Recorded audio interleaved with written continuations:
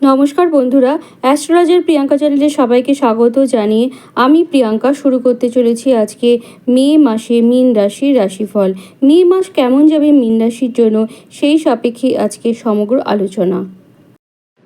কালপুরুষের সর্বশেষ রাশি মীন। মীন রাশি জলতত্ত্বের একটি রাশি, বৃহস্পতির ক্ষেত্র, এবং মীন রাশির মধ্যে যে জলতত্ত্ব সে কিন্তু দ্ব্যর্থক স্বভাবের জলতত্ত্ব। মীন রাশির পঞ্চম ভাব কর্কট রাশির ক্ষেত্র, চন্দ্রের প্রভাবযুক্ত জলতত্ত্বের এই ক্ষেত্রটির জন্য মীন রাশির জাতক জাতিকাদের মধ্যে কনফিউশন খুব বেশি মাত্রাতেই দেখা যায়। মীন রাশির এই যে কনফিউশন করার যে প্রবণতা, কনফিউশনে ভোগার যে প্রবণতা, সেটিকে কিন্তু আরও বাড়িয়ে দিচ্ছে রাহু। যেহেতু মীন রাশিতে বর্তমানে রাহু অবস্থান করছে, এই জন্য মীন রাশির মধ্যে কনফিউশন প্রবণতা খুব পরিমাণে বাড়ছে। কোনো বিষয়ে কিন্তু তারা স্থির হতে পারছেন না, প্রচণ্ড অস্থিরতাতে ভুগছেন এবং তার সাথে সাথে মন মানসিকতা সব কিছু কিন্তু ডিপ্রেসড হয়ে আছে। হতাশাগ্রস্ত হয়ে থাকার জন্য তাদের মধ্যে নেগেটিভ চিন্তাভাবনা সেগুলো কিন্তু ভীষণভাবে কাজ করছে এবং তার সাথে যুক্ত হয়েছে মঙ্গল, অর্থাৎ রাহু মঙ্গলের যে কম্বিনেশন সেটি কিন্তু এখন মীন রাশিতে তৈরি হয়েছে। ফলে প্রচণ্ড মাথা গরম করে ফেলা, হঠকারী সিদ্ধান্ত নিয়ে ফেলা, এটা কিন্তু মীন রাশি জাতক জাতিকাদের মধ্যে ভীষণভাবে দেখা যাচ্ছে। কাজে মীন রাশি এবং মীন লগ্নের জাতক জাতিকাদের ভীষণভাবে সতর্ক থাকতে হবে এই সময়। যে কোনো হরমোনাল ডিজিজ এই সময় হওয়ার একটা প্রবণতা সেটি কিন্তু মীন রাশির জাতক জাতিকাদের মধ্যে দেখা যাচ্ছে।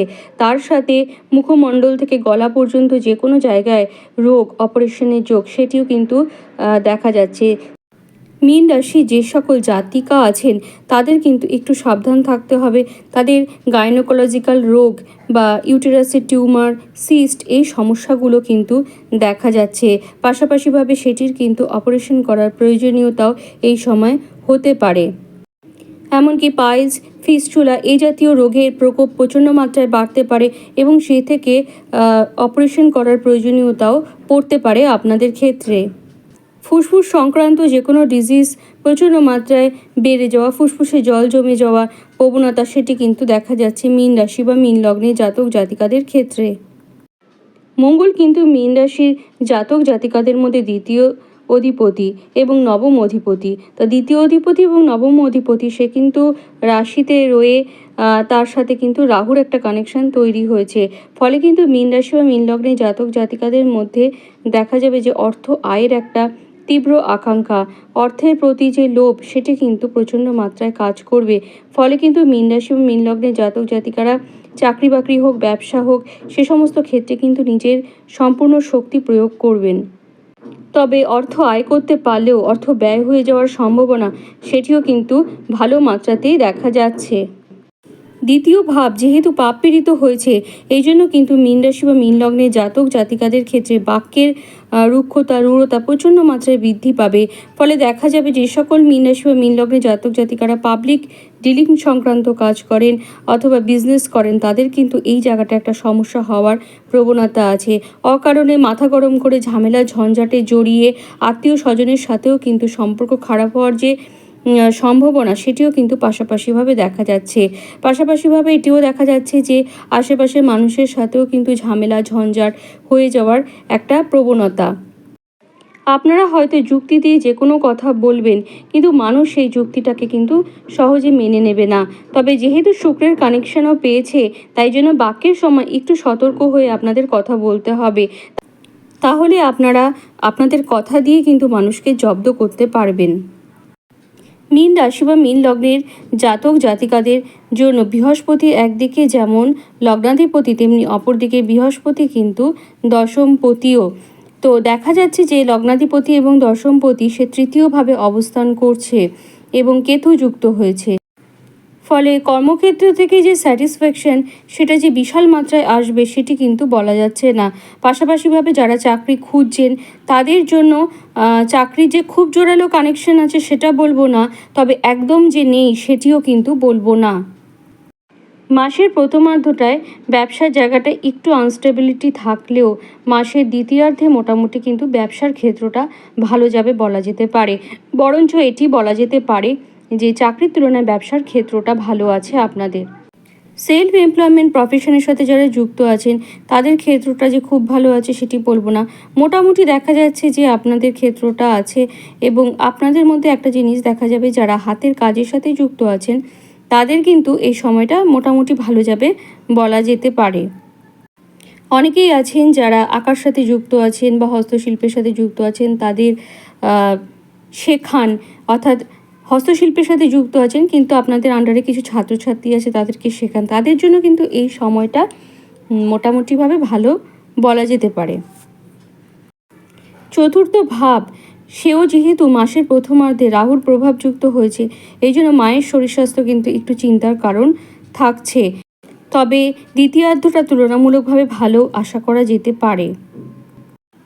বাবার শরীর স্বাস্থ্য কিন্তু একটু চিন্তার কারণ হয়ে দাঁড়াবে এবং বাবার শরীর স্বাস্থ্যের দিকে বিশেষ খেয়াল রাখা কিন্তু আপনাদের দরকার আছে, অন্তত এই মে মাস। বাড়িতেও যে খুব শান্তি থাকবে সেটি কিন্তু বলা যাচ্ছে না। বাড়ির সদস্যদের মধ্যে অহেতুক ঝামেলা, অশান্তি এগুলো হয়ে যাওয়ার একটা সম্ভাবনা সেটি কিন্তু দেখা যাচ্ছে। মঙ্গল রাহুর কানেকশন যেহেতু চতুর্থ ভাবের ওপর তৈরি হয়েছে, এই জন্য কিন্তু আপনাদের একটু সতর্ক থাকতে হবে ইলেকট্রিক যে কোনো সুইচ ইউজ করার ক্ষেত্রে বা ইলেকট্রিক গ্যাজেট ইউজ করার ক্ষেত্রে। মীন রাশি কিন্তু একটি জলতত্ত্বের রাশি এবং মীন রাশি খুব রোম্যান্টিক রাশি, সহজে কিন্তু তারা প্রেমে পড়ে যান এবং প্রেমের ক্ষেত্রেও কিন্তু বারবার চেঞ্জ হয়ে যাওয়ার যে একটা প্রবণতা সেটি কিন্তু মীন রাশির ক্ষেত্রে দেখা যায়। তাই বলবো যে এক্ষেত্রে অবশ্যই আপনারা একটু সাবধান থাকবেন, চয়েস করার সময় একটু ভাবনা চিন্তা করে করবেন। তবে মে মাসে এটি দেখা যাচ্ছে যে যেহেতু রাহু এবং মঙ্গলের একটা কানেকশন রাশিতে তৈরি হচ্ছে, পঞ্চম ভাবের ওপর রাহুর প্রভাব আছে, এই জন্য প্রেমের ক্ষেত্রে ভুল মানুষকে চুজ করা, সেখান থেকে কষ্ট পাওয়া, প্রেমে অশান্তি, ভাঙন এগুলো হওয়ার যে প্রবণতা সেটি কিন্তু থাকছে। একে তো জলতত্ত্ব, তার উপরে হয়েছে রাহুর কানেকশন, যে কারণে দেখা যাবে যে মীন রাশি বা মীন লগ্নে জাতক জাতিকাদের পড়াশোনায় কনসেন্ট্রেশন ভীষণভাবে বিঘ্নিত হবে, যদি না সেই জাতক জাতিকার পঞ্চম ভাব, চতুর্থ ভাব এ সমস্ত ক্ষেত্রে বৃহস্পতির না প্রভাব থাকে। বৃহস্পতি ভালো না থাকলে কিন্তু পড়াশোনার এই মাসটা কিন্তু ভীষণভাবে সমস্যা ক্রিয়েট করবে। যেহেতু নবম ভাব, নবমপতি দুটোই রাহুর প্রভাবে রয়েছে, সেই কারণে উচ্চশিক্ষার ক্ষেত্রটাও ভালো যাবে না। উচ্চশিক্ষা স্টপ হয়ে যাওয়ার একটা প্রবণতা সেটিও কিন্তু দেখা যাচ্ছে, বা পারিপার্শ্বিক কারণে উচ্চশিক্ষার প্রচণ্ড সমস্যা সেটিও কিন্তু দেখা যাচ্ছে আপনাদের ক্ষেত্রে। যদি না বৃহস্পতি, শুক্র বা বুধ এদের পজিশন ভালো থাকে, এদের কানেকশন শুভ না থাকে, তাহলে কিন্তু একটু সমস্যার মধ্যে পড়তে চলেছেন মীন রাশি এবং মীন লগ্নের ছাত্র এবং ছাত্রীরা। মীন রাশি বা মীন লগ্নের যে সকল মানুষরা ফরেন রিলেটেড কোনো কাজের সাথে যুক্ত আছেন, তাদের কিন্তু দেখা যাবে যে বিদেশ থেকে কিছু টাকা পয়সা পাওয়ার একটা প্রবণতা সেটি কিন্তু এ মাসে থাকবে এবং সেখান থেকে অবশ্যই আপনারা গেইনার হবেন। তবে তাদের বার্থ চার্টে কিন্তু শনির পজিশন ভালো থাকতে হবে। ষষ্ঠ ভাবের ওপর যেহেতু শনির একটা প্রভাব কাজ করছে, এই জন্য শত্রু সম্পর্কে কিন্তু ভীষণভাবে আপনারা একটু সতর্ক থাকবেন এবং শত্রুতা বৃদ্ধি পাওয়ার একটা সম্ভাবনা সেটিও কিন্তু আপনাদের থাকবে। ষষ্ঠভাবে যেহেতু শনির প্রভাব কাজ করবে, এই জন্য কিন্তু মীন রাশি বা মীন লগ্নে জাতক জাতিকাদের মধ্যে চাকরি খোঁজার প্রবণতা সেটিও কিন্তু বাড়বে এবং তাদের কিন্তু দেখা যাচ্ছে যে এ মাসে পরিশ্রমও প্রচণ্ড মাত্রায় বাড়তে চলেছে।